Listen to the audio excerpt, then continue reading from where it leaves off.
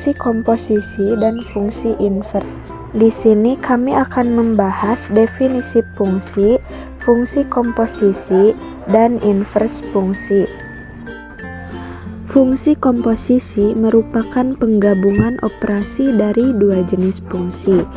Fungsi adalah relasi dari himpunan A ke himpunan B jika setiap anggota himpunan A berpasangan dengan tepat satu anggota himpunan B. Suatu fungsi atau pemetaan dapat disajikan dalam bentuk himpunan pasangan terurut, rumus, diagram panah, atau diagram kartesius. Fungsi F yang memetakan himpunan A ke himpunan B ditulis dengan notasi F.2A panah B. Notasi fungsi. Misalkan F adalah suatu fungsi dari himpunan A ke himpunan B, maka fungsi dilambangkan dengan A, B. Himpunan A dinamakan domain atau daerah definisi atau daerah asal.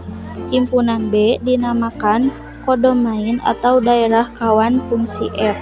Himpunan semua anggota B yang mempunyai kawan di A dinamakan range atau daerah hasil. Dua jenis fungsi yaitu 1 fungsi komposisi, 2 fungsi invers. Komposisi fungsi adalah gabungan dari dua fungsi yaitu fungsi f atau x dan g atau x yang disimbolkan dengan 0. Fungsi komposisi adalah ketika ada dua fungsi yang digabungkan secara berurutan maka akan membentuk sebuah fungsi baru. 2. Fungsi invers. Komposisi fungsi adalah gabungan dari dua fungsi yaitu fungsi f atau x dan g atau x yang disimbolkan dengan 0.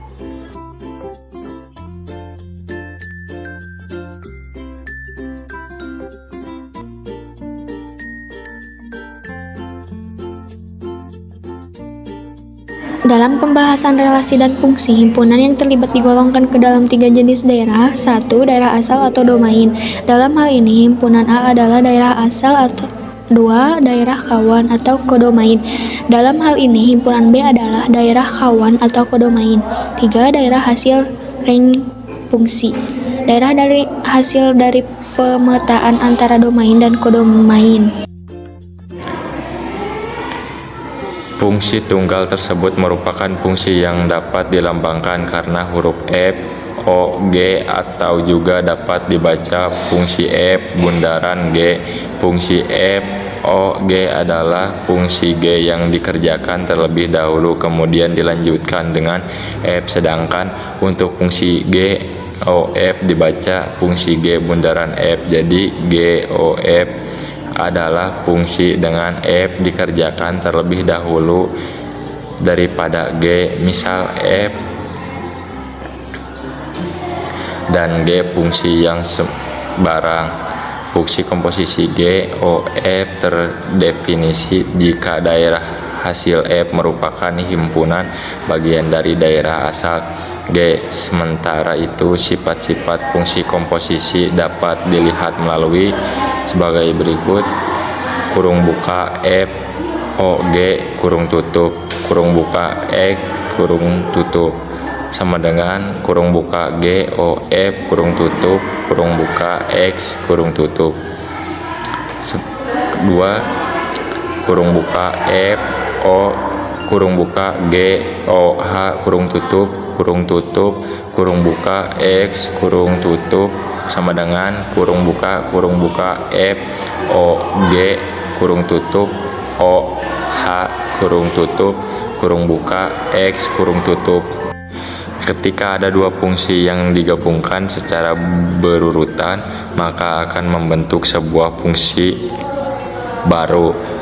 Inilah yang disebut fungsi komposisi. Fungsi komposisi merupakan penggabungan operasi dua jenis, fungsi F kurung buka X kurung tutup dan G kurung buka X kurung tutup sehingga menghasilkan sebuah fungsi baru. Operasi fungsi komposisi biasa dilambangkan dengan O dan dibaca komposisi atau bundaran. Fungsi baru yang dapat terbentuk dari F kurung buka X kurung tutup dan G kurung buka X kurung tutup adalah sebagai berikut. 1. Kurung buka F O G kurung tutup kurung buka X kurung tutup, artinya G dimasukkan ke F. 2. Kurung buka G O F kurung tutup kurung buka X kurung tutup, artinya F dimasukkan ke G. Fungsi inverse adalah fungsi kebalikan, yaitu suatu fungsi yang berkebalikan dengan fungsi asalnya. Jika fungsi umumnya adalah f, maka fungsi kebalikannya adalah f. 1. Fungsi f memiliki fungsi inverse f negatif 1 apabila f adalah satu-satunya fungsi dan fungsinya bijektif. Fungsi inverse adalah fungsi kebalikan, yaitu suatu fungsi yang berkebalikan dengan fungsi asalnya. Jika fungsi umumnya adalah f, maka fungsi kebalikannya adalah f negatif 1. Fungsi f memiliki fungsi inverse f negatif 1 apabila f adalah satu-satunya fungsi dan fungsi bijektif. Perlu diketahui bahwa fungsi bijektif ditempatkan saat jumlah anggota domainnya sama dengan jumlah anggota domain yang dimiliki. Vektor adalah suatu kuantitas atau besaran yang mempunyai besar dan arah. Secara grafis, suatu vektor ditunjukkan sebagai potongan garis yang mempunyai arah. Besar atau kecilnya vektor ditentukan oleh panjang atau pendeknya potongan garis.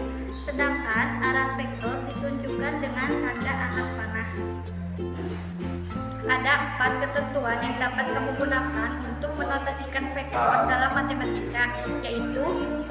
Menggunakan satu huruf kecil bercetak tebal. 2. Menggunakan satu huruf kecil dengan garis bawah. 3. Menggunakan satu huruf kecil dengan tanda panah di atasnya. 4. Menggunakan dua huruf kapital untuk menunjukkan ruas garis berarah. Setelah mengetahui apa itu vektor matematika dan cara menuliskan notasi vektor, selanjutnya kamu perlu mengetahui jenis-jenis vektor dalam matematika. Secara umum, vektor matematika terbagi menjadi 4 jenis, yaitu vektor nol, vektor posisi, vektor satuan, dan vektor basis. 1.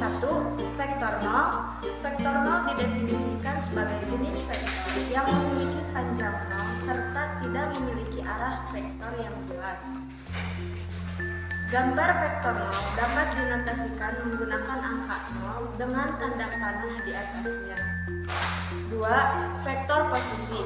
Vektor posisi rumus merupakan vektor yang memiliki titik awal di posisi 0, yaitu posisi 0,0 dalam grafik.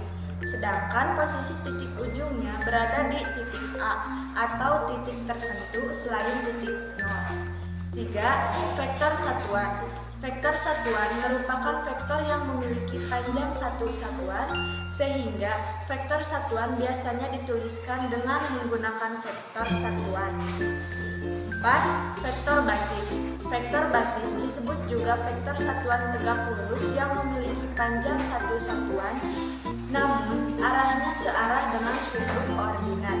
Dalam vektor ruang atau dua dimensi terdapat dua vektor basis, yaitu vektor biasa yang searah sumbu X, sedangkan pada vektor matematika tiga dimensi atau R3 terdapat tiga vektor basis, yaitu vektor yang searah sumbu X.